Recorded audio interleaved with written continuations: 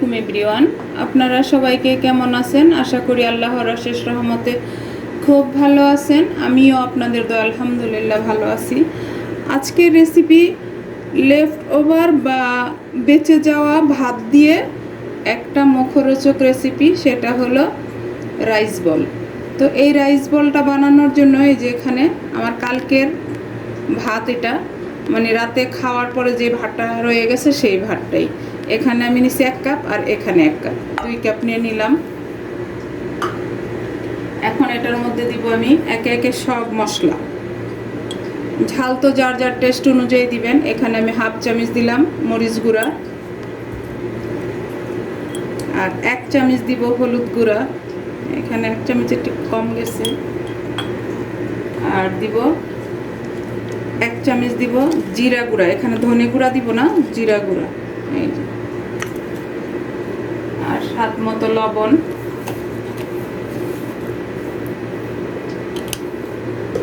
আর দিব 1 চামচ গোলমরিচ গুঁড়া। এই যে, আর এখন দিব হলো আমি এখানে এই যে 1 চামচ করে 3 রকমের ক্যাপসিকাম, লাল, গ্রিন, হলুদ, আর দিব 2টা কাঁচামরিচ কুচি, 1টা পেঁয়াজ কুচি বড় সাইজের। এখন দিব এখানে 4টা ডিম, আর বাইন্ডিং এর জন্য দিব 1/2 কাপ ময়দা। এখন এটাকে আমি মাখাই নিব। বিসমিল্লাহির রহমানির রহিম। তো আমার প্রিয় ভাই বোনেরা, যদি আমার এই রেসিপিটা একটু ভালো লাগে তাহলে কিন্তু আমার চ্যানেলটাকে অবশ্যই লাইক, শেয়ার, কমেন্টস করবেন, আমার পাশেই থাকবেন এবং আমার চ্যানেলটাকে সাবস্ক্রাইব করবেন। আমরা এরকম যদি বেঁচে যাওয়া ভাত দিয়ে একটা নাস্তা বানাই নিতে পারি, একেবারে সুন্দর একটা নাস্তা হয়ে যায়, আর ইউনিক একটা নাস্তা, তাহলে আর কি চাই, তাই না?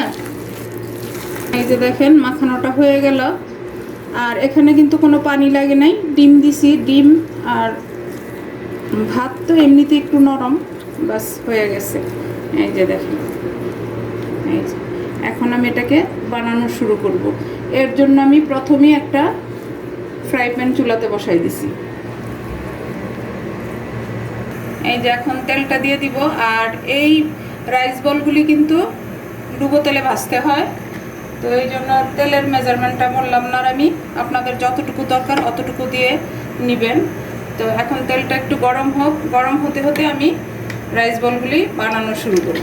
তো আমার প্রিয় ভাই বোনেরা, এই রাইস বলটা বাসায় ট্রাই করতে পারেন। এটা ট্রাই করলে আশা করি ইনশাল্লাহ নিরাশ হবেন না। একটা ইউনিক রেসিপি। বেঁচে যাওয়া ভাত আমরা অনেক সময় ফেলেও দিই, ফেলে না দিয়ে যদি এরকম একটা নাস্তা রেডি করে দেওয়া যায়, বাসার সবাই খেয়ে নেবে। যে এখন আমি রাইস বলগুলি বানানো শুরু করব। বানানোর জন্য যে আমি হাতে একটু তেল মাখায় নিলাম, মাখায় এই যে, আর সাইজটা আপনারা যে যতটুকু বড় বানান অতটুকু করে নেবেন। এই যে দেখেন, এই রেসিপিটা এত টেস্টি হয়, না বানালে তো বুঝতে পারবেন না। এই যে একটা বানায় রেখে দিলাম, এই যে। আর এই রেসিপিটা বাচ্চা বড় সবাই পছন্দ করে খেয়ে নেবে। আর সবচেয়ে বড় কথা হলো, আমাদের বেঁচে যাওয়া ভাতটা নষ্ট হলো না। ভাত দিয়ে, বেঁচে যাওয়া ভাত দিয়ে যেরকম একটা মুখরোচক নাস্তা রেডি করা যায়, সেটা বানিয়ে দেখতে পারেন। আর তেলটা মিডিয়াম গরম হলেই আমি এটা দিয়ে দিব। এই যে এভাবে আমরা সবগুলি বানিয়ে নিব। তা এখন আমি এখানে দিয়ে দিতেছি। এই যে দেখেন, বিসমিল্লাহির রহমানির রহিম। তেলটা কিন্তু একদম হালকা গরম এখন। এই যে, এই যে আমি এখন সাথে সাথেই বানাবো আর দিব। একেবারে সহজ কিন্তু রেসিপিটা, একেবারে সহজ। এর চাইতে সহজ কোনো রেসিপি হয় না। এই যে এভাবে মানে সাথে সাথেই বানাবেন আর তেলে ছেড়ে দিবেন। একদম মুখরোচক একটা রেসিপি। আমার প্রিয় ভাই বোনেরা, নতুন রাঁধুনি যারা আছেন, নতুন প্রজন্মের যারা আছেন, তাদের উদ্দেশ্যে বলি, আপনারা প্লিজ এটা ট্রাই করে আমাকে অবশ্যই জানাবেন যে বেঁচে যাওয়া ভাত দিয়ে এত সুন্দর একটা রেসিপি রাইস বলটা কার কার পছন্দ হলো এবং কে কে ট্রাই করেন। এই যে, আর ফেসবুক পেজ থেকে যারা দেখতেছেন তাদের উদ্দেশ্যে বলি, প্লিজ আপনারা আমার পেজটাকে লাইক, শেয়ার, কমেন্টস করে দিবেন। আর আপনারা আমার পাশেই থাকবেন প্লিজ আমার ভাই বোনেরা। এই নাস্তাটা কিন্তু বাসায় মেহমান আসলেও করে দিতে পারেন। এই যে দেখেন, মাশাল্লাহ মাশাল্লাহ, দেখেন। আর একেবারে কুরমুরে হয়, উপরটা হবে কুরমুরে, ভিতরটা হবে সফট।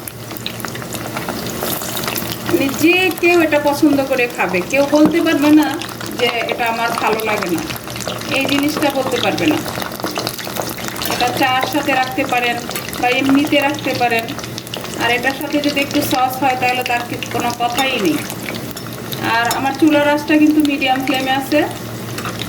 এখানে কাঁচা কিছুই তো নাই, ক্যাপসিকাম তো আমরা কাঁচা খেতে পারি, পেঁয়াজ, কাঁচামরিচ, এই তো, আর তো কাঁচা কিছুই নেই। ভাতটা তো রান্না করাই আছে, আর ডিম তো হতে বেশি একটা সময় লাগে না, এটা আমরা সবাই জানি, তাই না? রাইস বলটা কিন্তু আর ভাজার সময়টাও বেশি লাগে না, অল্প সময়ের মধ্যে হয়ে যায়। আর আমরা তো মিট বল খাইছি, কত রকমের, ওই তো পটেটো বল খাইছি, কত রকমের বলই তো খাই, তো রাইস বলটা কেন খাবো না, তাই না?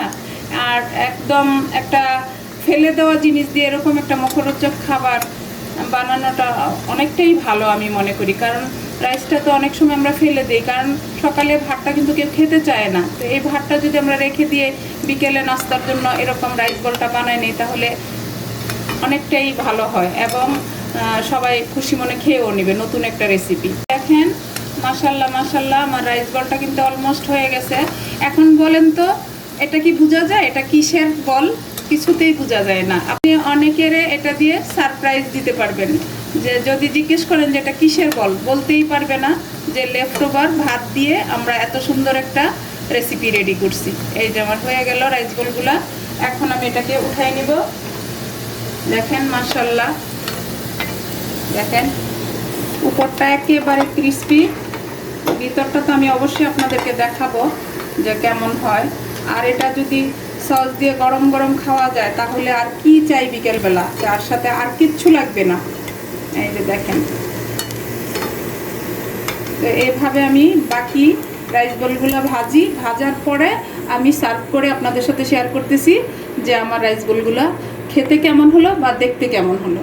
এই যে দেখেন আমার প্রিয় ভাই বোনেরা, আমি লেফট ওভার ভাত দিয়ে একটা মুখরোচক রেসিপি বানিয়ে নিয়ে আসলাম, সেটা হলো রাইস বল। এই রাইস বলটা কিন্তু খেতে অনেক টেস্টি হয়েছে, অনেক।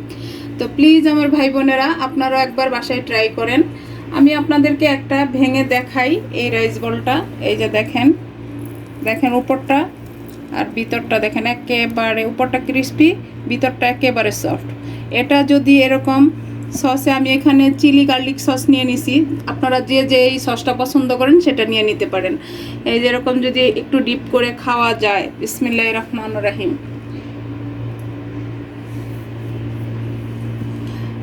আলহামদুলিল্লাহ আলহামদুলিল্লাহ, এত টেস্টি, মানে ওই দিন আর আপনার ভাত খাওয়া লাগবে না, এটা খেলেই চলবে। আর চার সাথে দিবেন, আপনার চা এমনিতেই পড়ে থাকবে, এটাই খেয়ে নিবে সবাই। দেখেন দেখতেও কিন্তু অনেক সুন্দর, ভিতরটা কিন্তু একেবারে সফট। তো যাই হোক, আজকে আমার এই লেফট ওভার ভাত দিয়ে রাইস বলটা বানানো শেষ হয়ে গেল। আমি আপনাদের কাছ থেকে বিদায় নিব, আবার নতুন কোনো রেসিপি নিয়ে আসবো। আল্লাহ হাফিজ।